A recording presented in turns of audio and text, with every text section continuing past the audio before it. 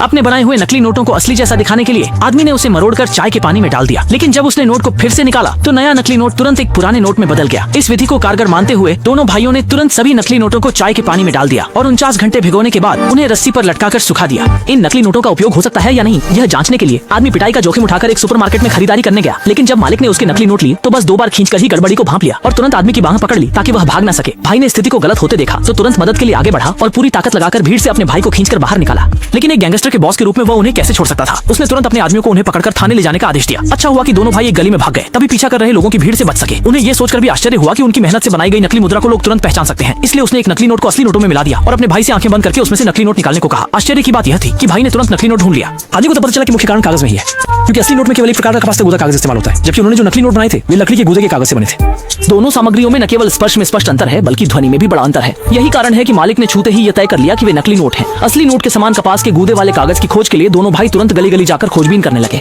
आखिरकार एक पत्रिका में ऐसा कागज मिला जो असली नोट के कपास के कागज जैसा था, तो भाई ने तुरंत ब्लीच का उपयोग करके कागज को सफेद किया। फिर उस पर असली नोट के चित्र बनाने लगे। 999 मिनट की बारीकी से नक्काशी और चित्रण के बाद फिर टेम्पलेट को पॉलिश और बेक किया गया और नोट का टेम्पलेट तैयार हो गया। इसके बाद टेम्पलेट को कागज पर नकल किया गया और असली नोट जैसे दिखने वाले नकली नोट सफलतापूर्वक तैयार हो गए। फिर उन्होंने नकली नोट को चाय के पानी में भिगोया और जब नोट सूख गए तो दोनों भाई फिर से उसी सुपरमार्केट में गए, यह जांचने के लिए कि उन्नत नकली नोट काम कर सकते हैं या नहीं। भागने में आसानी के लिए छोटे भाई ने पीछे से उसकी बांह पकड़ ली, लेकिन जैसे ही उसने नकली नोट मालिक को दिया आदमी का दिल अचानक गले में आ गया। लेकिन अगली ही पल मालिक ने उसे एक बोतल पेय दे दी और आदमी की चिंता भी आखिरकार खत्म हो गई। यह देखकर आश्चर्य हुआ कि इस बार वह वास्तव में सफल हो गया।